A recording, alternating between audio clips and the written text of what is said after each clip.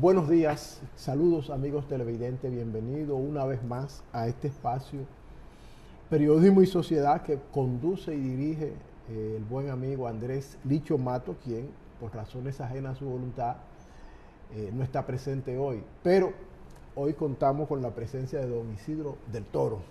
Isidro Toro, Isidro Toro. Quíteme el de él y súbame el sueldo.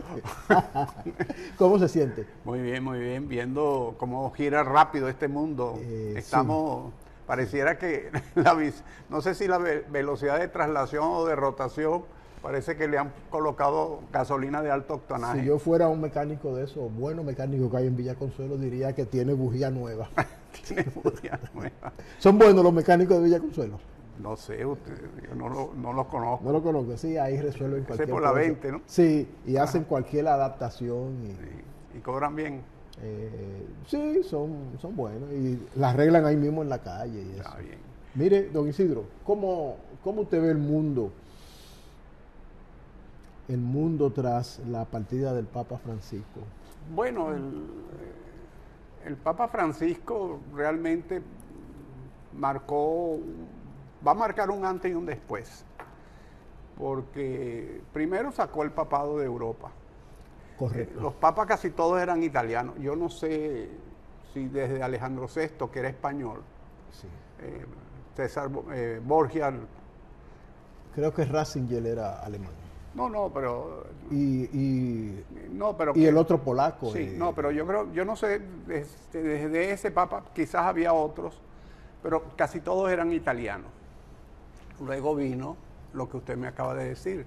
Llegó el polaco, llegó el alemán. Ratzinger. Y un salto hacia América Latina, afuera del continente europeo. Primero fue un salto fuera de Italia. Sí. Que por cierto se está hablando de que ahora es tiempo de que regrese un papa italiano. Como si eso fuera así por nacionalidades o por grupos. Por decreto, ¿no? Sí, no, por grupo. Eso de las cuotas, que yo siempre he estado muy crítico con respecto a las cuotas, ¿no? No, es que esa es una cuota de... No, tú estás allí por capacidad, no por cuota. Por liderazgo, ¿no? Por liderazgo, capacidad, etc. Entonces, ahora se está hablando que la posibilidad de un filipino, hay 2 africanos que tienen mucha fuerza. No se olvide que hoy el venero de la religión católica es África. Es África. Y en Europa me cuentan que ya las iglesias, que hay muchas iglesias que están cerradas. No, y es que no hay cura. Bueno, y ese mismo problema lo tenemos aquí, sí. Una carencia de vocación, ¿no? Entonces el Papa Francisco tuvo un discurso realmente progresista. Innovador. ¿Cuánto de ese discurso a lo interno pudo llevarlo en cambios efectivos? Creo que poco. Pero sucede que por lo que uno lee, el mundo de la Iglesia, el Vaticano como tal, es un mundo muy complejo donde las relaciones de poder son muy frágiles y muy tensas. Digo frágiles en el sentido que cuando tú tocas, rompes y genera reacciones. El Papa tuvo 2 o 3 cardenales por allí que le salieron respondones. Eso sí, ¿verdad? Sí. Y ha habido, inclusive creo que con el Papa anterior hubo unos cardenales franceses que se declararon en rebeldía. Entonces hay esas tendencias, ¿no? Entonces el discurso del Papa, ¿cuánto lo llevó a transformaciones estructuradas dentro de la Iglesia? Creo que poco, por lo que he leído. El tema de la comunión de los divorciados. Eso no fue un discurso, no se llevó a cabo, y así sucesivamente algunos temas. Pero indiscutiblemente dio pasos de avance, porque el solo hecho de sembrar una idea, sobre todo en una institución de más de 2000 años, que está mineralizada prácticamente, cuyos valores son estructurados de tal forma que, sobre todo sus dogmas. Le llaman dogmas. Sus dogmas son difíciles de modificar. tú comienzas sembrando una idea. Sin embargo, a pesar de esas innovaciones que se le deben a Francisco, lo cierto es que la Iglesia Católica, sobre todo en América Latina y en otras partes del mundo, ha ido perdiendo seguidores.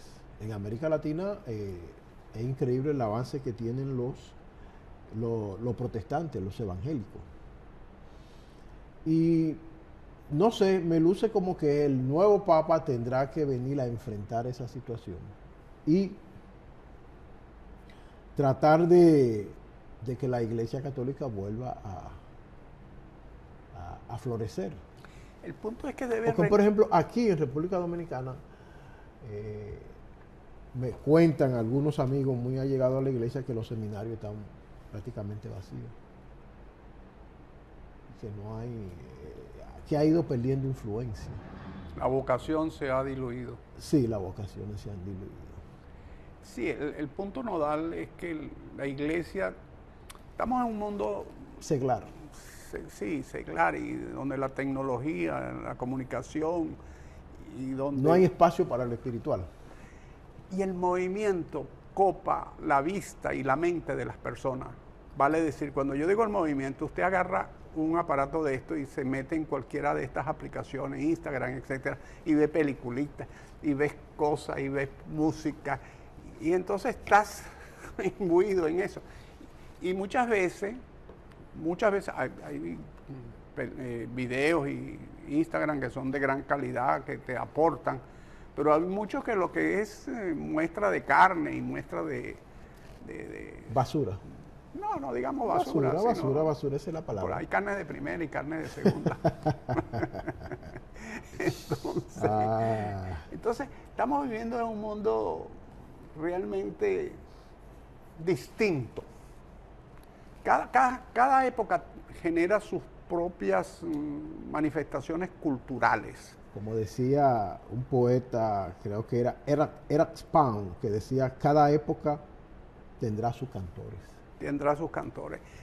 Hay un hilo conductor que tú no lo pierdes, que es lo que le da el perfil a una nacionalidad, por ejemplo, un hilo cultural. La nacionalidad dominicana está enmarcada en ciertos patrones, valores, etcétera, su historia, el 27 de febrero, el merengue, etcétera, ¿no? Pero hay otras que van cambiando. Entonces, esos cambios, la iglesia realmente no los ha aprovechado. No los visualiza, pero no los asume, no los acepta o no maniobra la maniobra, no se mete en ello para difundir su mensaje. No se olvide que la iglesia como tal es la administración del mensaje de Cristo con los seres humanos. Esa es la iglesia. Luego hay un aspecto político de la iglesia, de su estructura. Su doctrina social. Sí, no, y es un Estado, finalmente el Vaticano es un Estado, con su secretario de Estado, su gobernador, canciller, hasta su guardia. Hasta su guardia suiza, etcétera.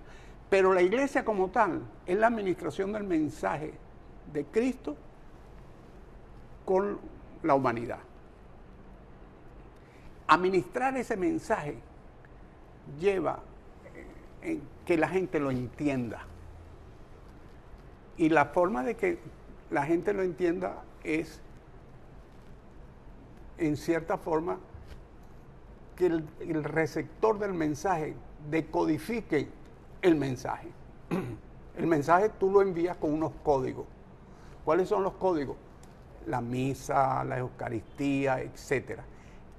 Esos mensajes, y bueno, las escuelas dominicales, la acción de calle de la iglesia, las procesiones, visitar a los enfermos. Toda esa ceremonial litúrgico con que cuenta la iglesia. Y el otro, el de cercanía con la ciudadanía. Si ese mensaje la población no lo decodifica, es porque hay ruido en el mensaje. Y ese ruido en el mensaje lo debe entender la iglesia para ver cómo evita ese ruido y poder acercarse a la feligresía, al pueblo, a la gente que quiere llegarle. Y eso no lo ha logrado. No lo ha logrado porque la iglesia tiene 2000 años, tiene una serie de dogmas, no solamente los dogmas fundamentales de como ir contra el aborto.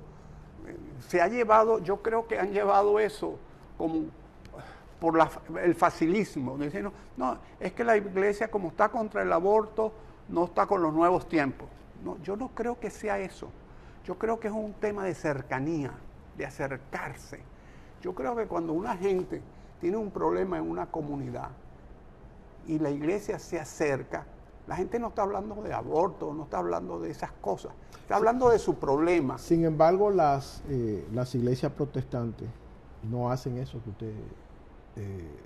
usted dice, o sea, de acercarse a la población y marchar con ellos en sus problemas, y aún así siguen creciendo. Lo de ellos es congregarse los días que tienen establecidos para alabar al Señor, pero luego de ahí muy poco se salen de ese marco. Ahora veo que en los últimos años hay algunos pastores jóvenes que están tratando de retomar o tomar un discurso social. Pero más allá del discurso social es el tema de cercanía. Los pastores, al tiempo que se visten igual que tú, que andan en la calle igual que tú, etcétera, tienen una cercanía más natural, me explico. Entonces, y otra cosa, que tú entras a un templo y tienes todo es rococó, aquello, esos templos son imponentes, todos los templos, hasta la capilla más humilde es imponente. Yo no diría que imponentes, son solemnes. Son solemnes. Exacto, esa es la expresión correcta. Mientras que las iglesias evangélicas son salas de cine que la han transformado, es un espacio. Entonces, es como, da menos miedo entrar allí. Yo no sé si la palabra miedo es la correcta, da menos aprensión, tú entras allí, ves al pastor que es como, anda con tu flu igual que tú, o su chacabana, y es más cercano. Pero también las iglesias evangélicas, protestantes, etcétera, tengo entendido que también hace su labor pastoral en las calles, en las comunidades, etcétera. Pero no una labor social como en muchos casos vienen haciendo algún sector de la iglesia. Yo no me atrevo a hacer... De la iglesia católica. Yo no me atrevo a hacer esas comparaciones porque realmente no conozco el tema a profundidad desde ese ángulo. Sí, por ejemplo, aquí hay en el país sacerdotes que acompañan a las comunidades en su lucha por reivindicaciones. Por ejemplo, ahora mismo hay unos sacerdotes que están apoyando la lucha contra la instalación de minería que traen una serie de contaminaciones, porque los gobiernos que hemos tenido se olvidan de eso y dejan que hagan y deshagan, y cuando viene a ver le dejan un pasivo ambiental que ni el médico chino lo cura. Entonces esos sacerdotes viven acompañando a movimientos sociales. Son movimientos sociales que son... Pero cuando yo digo... ¿Son movimientos sociales?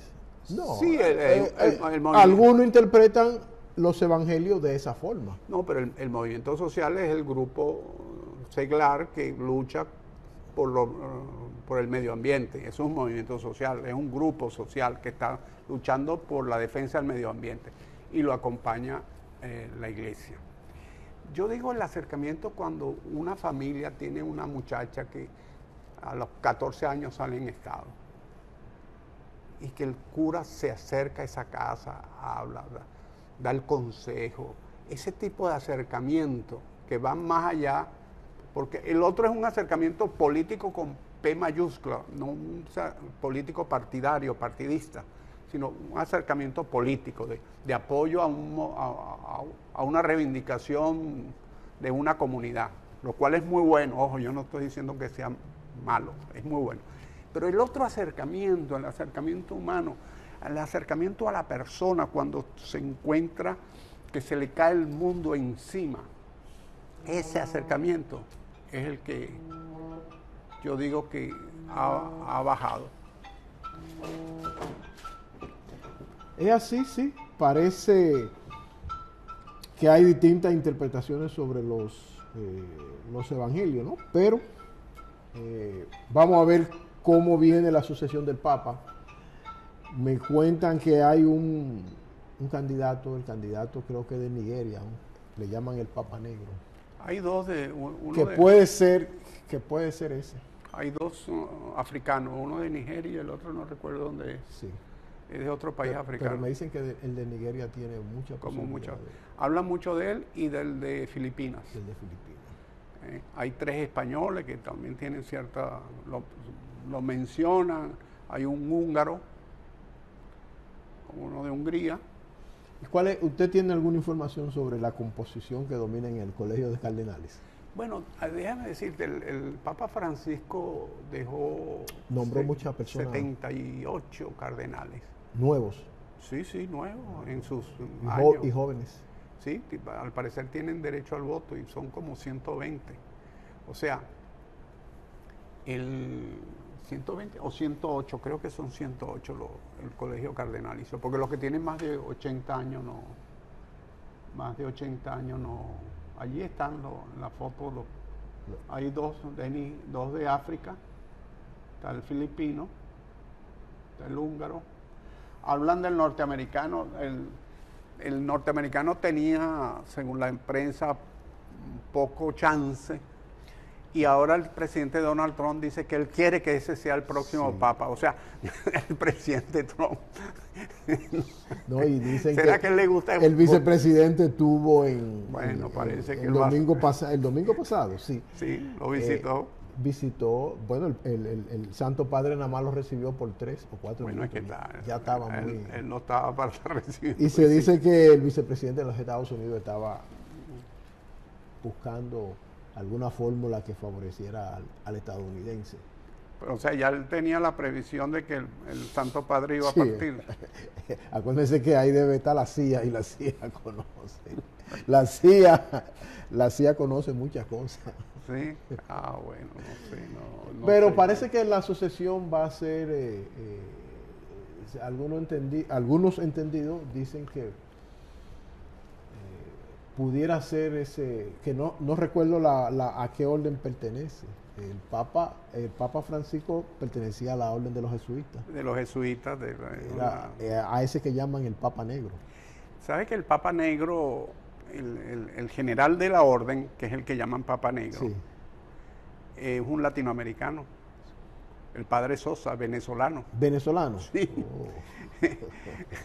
Él fue rector, creo que fue rector de la Universidad Católica Andrés Bello allá en Caracas mucho tiempo. Y un hombre de una forma, bueno, tiene que ser de una formación muy recia. Muy aquilatada. Muy aquilatada, sí. Sí. Los jesuitas se caracterizan por eso. Sí. Ahora fíjese usted una cosa, esto ya es anecdótico, ¿no? 18 papas han fallecido en el mes de abril en el mundo. En el mes de septiembre es el mes que más papas, en cuyo mes han fallecido más papas, 21 papas. En el mes de diciembre 20 y en el mes de agosto 20. O sea, está dentro de la estadística de los meses donde fallecen más papas. Esos son datos curiosos que comienzan a salir en la prensa internacional. Comienzan a salir, sí. Y otro dato curioso, el Papa era fan del Club Almagro. San Almagro, sí, en Argentina. Sí, en Argentina. Sí. Y tenía el carnet 88.235. Los argentinos dicen que tenía la premonición porque falleció a los 88 años a las 2:35 de la madrugada, hora de Argentina. Muchos dominicanos van a jugar ese palé. Entonces ya usted sabe. Mire, llama mucho la atención el hecho de que el Papa no visitara su tierra natal. Estuvo cerca en varios países de América Latina y no y no visitó Argentina, su Buenos Aires querido, como él decía. Y no sé a qué se debe eso, si alguna gente dice como que el Papa temía que le sacaran a relucir algún hecho del pasado, porque usted sabe que a él en algún momento lo asociaron Con la dictadura. con esos regímenes de militares. Mire, para sacarle los trapitos al sol a la gente no tiene que esperar que No vaya tienen que esperar que llegue. que vaya a su país. Y sobre ese punto, al Pío XII lo acusan de que era hasta pronazi. Pronazi, nazi. Y no son pocos los testimonios de que él ayudó a muchos judíos perseguidos a salir, le daba partidas de fe de bautismo. No él directamente, ordenaba a sus curas. Sí. Hay un cura Montes de Oca, venezolano también, que estaba en Roma en esa época, en un pueblo cerca de Roma, y fue muy activo en ayudar a los judíos a escapar, al punto que la Gestapo lo atrapó y lo fusilaron, lo mataron. ¿A Monte de Oca? A Monte de Oca. Es una historia interesante, la de este padre Monte de Oca. Entonces, lo que sucede es que el Papa no tenía tanques, él no podía enfrentarse a Hitler. Así como este cardenal Bergoglio, en ese momento. Jorge Mario Bergoglio. O Mario Jorge Bergoglio. O Curita Bergoglio. Era párroco. En ese momento, obispo, arzobispo, el cargo que tuviese, no tenía tanques para enfrentarse a la dictadura. Entonces él tenía que jugar una política para proteger, en la medida que pudiese proteger a muchos. Porque de pronto enfrentaba y al final no protegía a nadie. Dejaba una voz en el camino de protesta, pero no protegía ni le salvaba la vida a las personas. Entonces, eso es muy relativo. Hay que ponerse en los zapatos de las personas en el momento de las personas.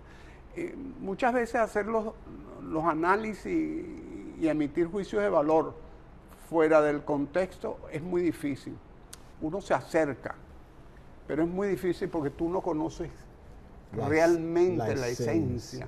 Es lo que Immanuel Kant diferenciaba el nómeno del fenómeno. Usted y yo estamos aquí y estamos viendo esa cámara allí, pero usted la ve distinto que yo.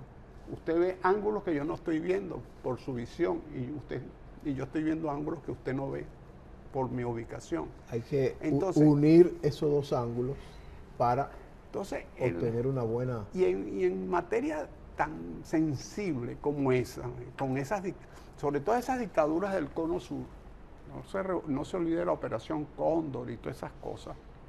Las más feroces. Eran de las más feroces. Yo creo que compitieron con la de Trujillo aquí, desde el punto de vista de los sanguinarios. Fueron terribles. Entonces manejarse en esos medios no era fácil. Entonces eso no hay que dar juicios así tan alegres, sin estar bien documentado. Yo no me atrevo a hacerlo. Don Isidro, vamos a hacer una breve pausa para cumplir con unos mensajes comerciales y luego seguir analizando. Podemos volver con el video de cultura que tenemos. Bueno, sí, con el video de cultura, para que usted lo presente. Adelante, Manuel. Y continuamos con los temas. Sí, correcto.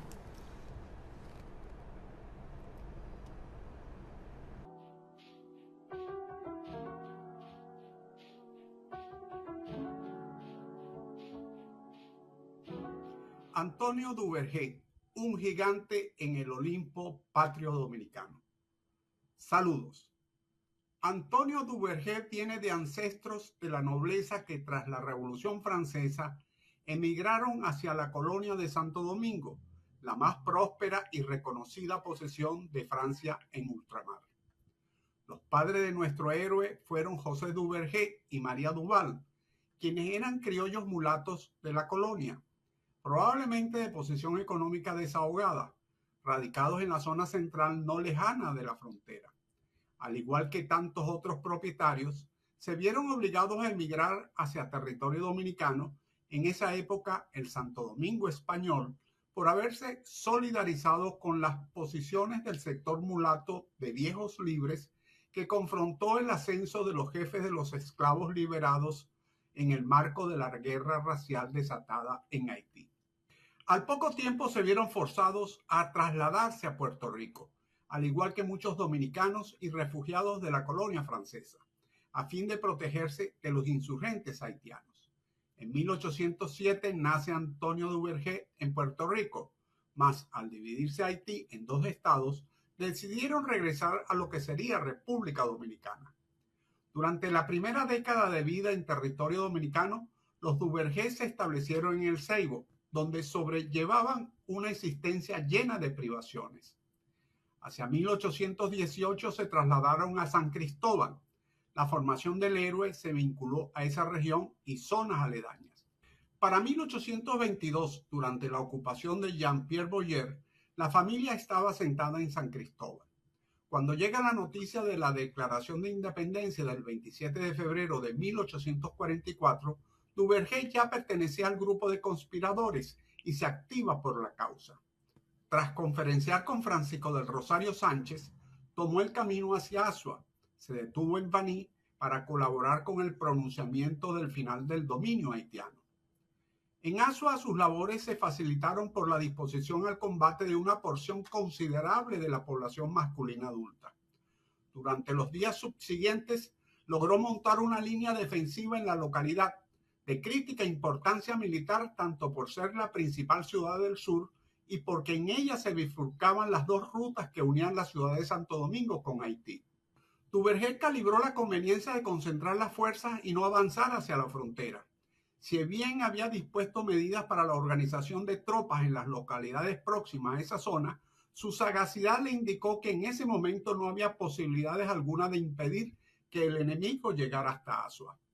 Poco antes de la batalla del 19 de marzo, Pedro Santana tomó el mando de las operaciones como general en jefe del Cuerpo Expedicionario del Sur, asignándole a Duvergé tareas relevantes con el grado de coronel. Durante la batalla de Azua, el 19 de marzo, ocupó la posición más difícil de la vanguardia, atacando la marcha de la avanzada del ejército haitiano. Duvergé dirigió el contingente situado en El Burro, donde su desempeño logró parar en seco la marcha de sus rivales. El asalto masivo con arma blanca por él encabezado contribuyó decisivamente al desenlace favorable a los dominicanos. A pesar del triunfo, Santana dispuso la retirada en dirección a Baní, aduciendo una desventaja numérica respecto a los efectivos del enemigo. De su lado, el ejército haitiano intentaba bordear por el norte, por los lados de San José de Ocoa, en virtud de que la línea costera estaba siendo bombardeada por la reciente Marina de Guerra Dominicana, lo que causaba bajas a las tropas invasoras. Duvergé se movilizó y en el Memiso, quebrada de las estribaciones bajas de la sierra, el 13 de abril, los dominicanos detuvieron el avance haitiano. Fue una ocasión donde se puso de relieve la pericia de Duvergé cuando aprovechó los accidentes del terreno para esperar a los haitianos en riscos desde los cuales se le lanzaban piedras de gran tamaño. El triunfo del Memiso ratificó que los dominicanos tenían aptitud para vencer militarmente en favor de la independencia. Designado como jefe del Frente Expedicionario del Sur con el grado de general de brigada, se estableció en las Matas de Farfán, donde atendía la amplia porción central de la frontera. En los meses siguientes sobresalió la acción sobre Cachimán, un fuerte construido por los haitianos en territorio dominicano entre Bánica y Las Caobas. En mayo de 1845, el presidente haitiano ordenó una movilización general en la invasión del territorio dominicano.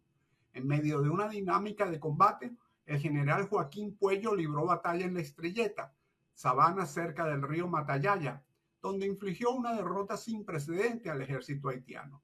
En la batalla del Número, en 1849, cerca de Azua, Duvergé encontró una fuerza haitiana mayor que las tropas dominicanas, a las que enfrentó con un grupo de fusileros que detuvieron la marcha de la milicia invasora.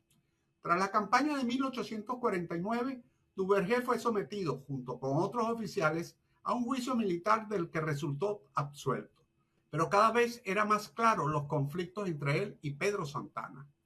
Años después fue acusado nuevamente de conspiración contra el gobierno de Pedro Santana y fue fusilado en El Ceibo, junto a su hijo de 22 años, el 11 de abril de 1855. Sus restos descansan en el Panteón Nacional ubicado en la ciudad colonial de Santo Domingo. Antonio Duvergé es un gigante del Olimpo patrio dominicano y merece el eterno reconocimiento de las generaciones presentes y futuras por sus luchas, valor y dignidad. Es cuanto, salud, fuerza y unión.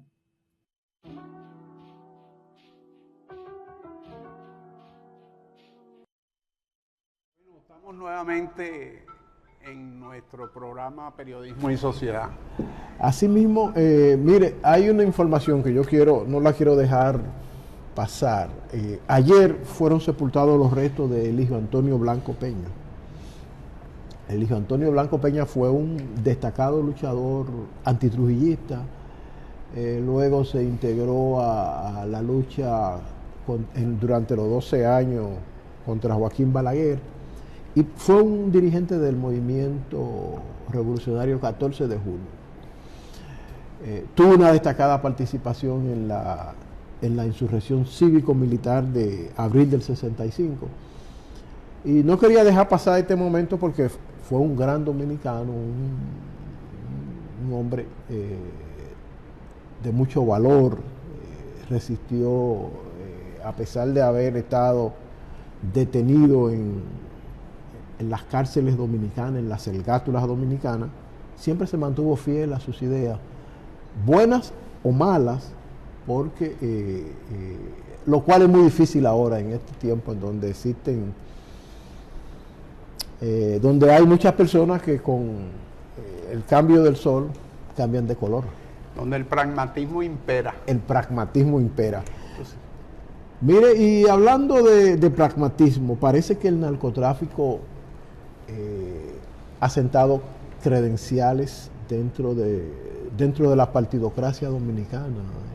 Y veo ya Estados Unidos está pidiendo la extradición de un regidor del Partido Revolucionario Moderno aquí en la capital, en la circunscripción 1, Edinson Herrera. No es la primera vez que un dirigente político y un funcionario del Estado lo pide en extradición para ser juzgado en los Estados Unidos acusado de narcotráfico. Ya anteriormente algunos generales, sobre todo enclavados en la Dirección General de Control de Drogas, fueron extraditados. Un diputado del PRM fue extraditado y así por así. ¿Qué usted cree de esto? Ya el narcotráfico le ganó la lucha a la decencia. No, porque esa lucha es permanente. La lucha entre barbarie y civilización tiene lo que tiene el ser humano. Y eso es parte de la lucha entre barbarie y civilización. Pero ahí hay un tema de fondo. Ahí hay un tema de fondo. ¿Cuál es ese tema? El tema de fondo es que desde los años 80, 90, ha venido una campaña sistemática contra los partidos políticos. Y los partidos políticos, en su dinámica interna de quítate tú para ponerme yo, entre los liderazgos, etcétera, han utilizado esas herramientas de esa campaña contra los partidos para desprestigiar o para acabar con dirigentes. Y los partidos políticos han perdido la facultad de escoger a sus candidatos. Con una visión, ha mediado ese dinero, una visión, ese dinero por masa. Esa visión limitativa de una supuesta más democracia, pero es limitativa, en el sentido de que las bases o por una encuesta, etcétera, se escojan los candidatos. Eso ha permitido lo que usted acaba de afirmar, que el dinero ha permeado y donde hay un candidato que es muy bueno en su comunidad, digamos, qué sé yo, en Simón Bolívar, por decir una zona. En la circunscripción. En la circunscripción 2. Es muy conocido, etcétera. Pero es que la circunscripción 2 no es solamente Simón Bolívar, sino son 4, 5, 6 comunidades tan grandes o más grandes que Simón Bolívar. Entonces, ese liderazgo local es muy difícil que se proyecte en toda la circunscripción si el líder no cuenta con recursos económicos. Y el partido ya no te ofrece esa posibilidad de ser integrador, de formar sus dirigentes y ir proyectándolo en toda su región.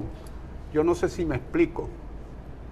El partido ha perdido la capacidad de formar a la gente. Todos los partidos, yo no estoy hablando, no solamente en República Dominicana, eso ocurre desde el Río Grande hasta la Patagonia, en toda Hispanoamérica, no meto a Brasil, Hispanoamérica, en la América de habla castellana, de habla española.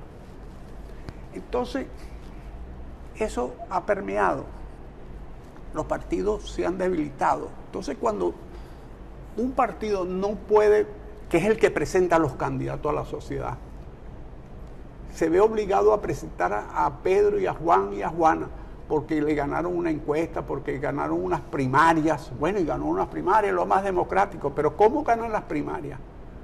A punta de papeleta, a punta de billete. Dicen que billete mata galán. Billete mata galán.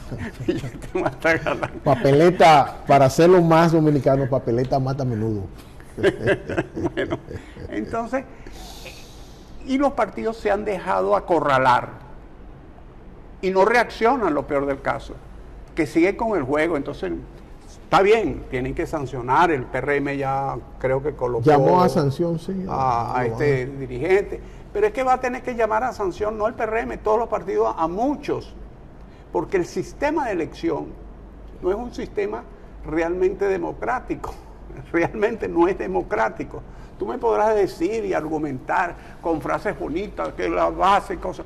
Es que si tú tienes un partido organizado, donde la militancia participe realmente y donde el dirigente tú lo promueves y lo vas llevando y sabes la historia del dirigente, tú vas a terminar con dirigentes que tienen apoyo popular, que tienen apoyo en las bases del partido, pero formados dentro de los parámetros y los valores democráticos y los valores, los principios morales de la sociedad, con la idea del partido, si es demócrata social o si es socialdemócrata, si es demócrata cristiano, etcétera. Pero todos están acobijados dentro del marco general de la Constitución y esos valores los van a ir interiorizando los dirigentes porque tú lo vas formando, pero no. Tú ves que hoy en día en cualquier partido llega una persona o por medio de trapisonda o a través de dinero o a través de cualquier cosa, se colocan y los colocan. Y la gente va, ese voto de arrastre, que se supone que es un avance, se convierte en una trampa. Se convierte en una trampa. Y no es que no, yo soy un partidario de la democracia participativa. Yo creo que siempre va a haber democracia representativa y de élite, porque donde hay organización tiene que haber una élite, porque tú tienes que estructurar la organización piramidalmente. Don Isidro, pero la sociedad... Un segundito. Pero esa estructura, tú tienes que establecer canales de comunicación verticales, o sea, de abajo hacia arriba, y horizontales. Y esa dinámica tiene que estar bien estructurada para que el partido sea referente y realmente sea caja de resonancia de la sociedad. Don Isidro, a veces uno se pregunta, pero ¿por qué la sociedad, a los partidos que se han visto envueltos en esto, que no es solamente algo propio del PRM, sino de otros partidos grandes que han estado en el poder en el país? La sociedad sigue creyendo en parte de esos partidos. 47% de abstención.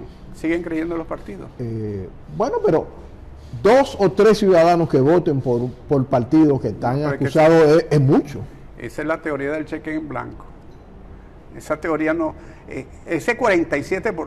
La abstención en República Dominicana históricamente rondaba entre 20 y 25%. Más o menos, sí. Subió al 45% con la pandemia. Todo el mundo, el año de la pandemia, todo el mundo dijo, bueno, es la pandemia, etcétera. Pero es que el año pasado subió casi al 47%. Ahí no había pandemia. Y ese mensaje que le envía el electorado a los partidos no lo... Es que hay desafección por... No lo asumen, no se revisan. Porque hay desafección por el sistema de partido, por el sistema político hay desafección, la gente no se siente. En sociología hay un término que se llama anomia. Eso, la gente no se siente. Pero ese personaje que no fue a votar porque no se siente interpretado ni se siente identificado con el sistema de partido, se monta en guagua, va al supermercado, va a las clínicas, opina, da cacerolazo, etc. Y eso es lo que nosotros tenemos que revisar. Los partidos políticos tienen que revisar eso. Pero no entiendo Entonces, este caso de este regidor es la fiebre que muestra la enfermedad, pero es la fiebre, no es la enfermedad. No sé si me explico. Más o menos. Es la fiebre. Cuando a ti te da fiebre, tú dices, bueno, ¿qué tengo? Te tomas una aspirina, una cosa de esta y se te va la fiebre, bueno, tienes un virus. Pero si la fiebre persiste, vas al médico y el médico te va a decir, no, pero es que usted tiene una infección en los riñones. ¿Me explico? Entonces tiene que atacar. Si sigues atacando con los productos estos que venden y anuncian en la televisión, se te va quitando la fiebre y te vas sintiendo bien. Pero llegará el momento que la infección te va a generar un mal mayor. Esto es la fiebre del sistema. ¿Hasta dónde puede llegar esto? Bueno, un 47% de abstención, si lo dejamos. Líderes políticos que ya no con... Es que hay un sector de los poderes fácticos, no digo de la gente de dinero, sino de los poderes fácticos. Los poderes fácticos no es solamente la gente de dinero, hay muchos, nacionales e internacionales, que tienen interés en acabar con el sistema de partidos como se conoce. No solamente en República Dominicana, Entonces, esto es un acusado de narcotráfico, es un infiltrado, mirándolo desde ese punto de vista. No él como tal, sino él es la fiebre. Él es la fiebre. Por ejemplo, esa cantidad de drogas que han enviado hacia los Estados Unidos desde los años 80. Yo recuerdo que era Bolivia y Perú, primero Bolivia, luego Perú y ahora Colombia, los grandes productores de droga. Y ¿cuánto de eso no había un pensamiento de sectores antinorteamericanos que decían, bueno, ya que no le podemos ganar la guerra por las balas, vamos a ganárselo destruyendo la sociedad con la droga? Que fue a la inversa lo que en la década del 60 hizo, según la visión de algunos pensadores, lo que hizo Estados Unidos con la droga en Latinoamérica. Que afectó a gran parte de la juventud. ¿Y cuánto de eso no existe hoy en día para acabar con los sistemas democráticos? Porque no se olvide que nosotros estamos corriendo hacia un mundo que los va a controlar la informática. Y la informática está llegando a un punto que te está diciendo, mire, el problema de Guachupita es tal, y el perfil de la persona que puede resolver el problema de Guachupita es el perfil de Eli. Y Eli es el que tenemos que colocar como director, prefecto o regidor de Guachupita. Punto. Entonces, se va a acabar realmente la democracia. Entonces, para tú llegar a esos niveles, tú tienes que terminar de liquidar el poco pensamiento crítico que queda en la sociedad. Y entonces te lo van quebrando con lo que hace rato hablamos de de la teoría del movimiento. Ay, mira qué bonito, y la gente viendo aquí, viendo esto, y viendo musiquita, y viendo un chiste, y viendo que todo eso es agradable por 5 minutos, 10 minutos, pero no está todo el día pegado a eso. Es decir, que idiotizando a la gente. Esa pesadilla que tuvo hace muchos años George Orwell, del Gran Hermano, claro. Yo te mandé, está latente ahí. te voy a mandar esta tarde un artículo para tu periódico, se llama Disneyficación y pensamiento de Alicia. Alicia, la del País de la Maravilla. Sí. Eso es lo que está ocurriendo hoy en día. La disneyficación es el proceso de convertir zonas urbanas en especies de parque temático, todo bonito, todo, pero esto no se ve lo que está atrás. Y el pensamiento Alicia es lo fácil. Yo te digo, te critico, pero no digo cómo te voy a... la inmigración, yo no sé qué más y no sé qué menos, pero ¿cómo lo vas a resolver tú? No, aplicando la ley. Vamos a ver si en ese artículo aparece el conejo que convenció a Alicia. Pero ¿cómo se resuelve eso? Aplicando la ley, ya con eso tenemos suficiente. Bueno, eso no es verdad porque tenemos 50 años aplicando la ley. Don Isidro, mire, el tiempo... Es oro Es oro. Y por cierto, el oro está muy... Subiendo porque... Está subiendo a 3,000 y pico. A 3,000 y pico porque la onza. Donald Trump está devaluando el dólar para recomprar la deuda. Es sabio Donald Trump. Ojalá que por esto... No creo que sea sabio, pero bueno... Ojalá que por esa elevación en los precios del oro, el Estado Dominicano reciba más beneficios. No creo. No creo. Entonces, pero mañana vamos a seguir analizando parte de la agenda nacional e internacional en este programa Periodismo y Sociedad. ¿Qué le parece? Nos vemos mañana con el favor de Dios. Mañana.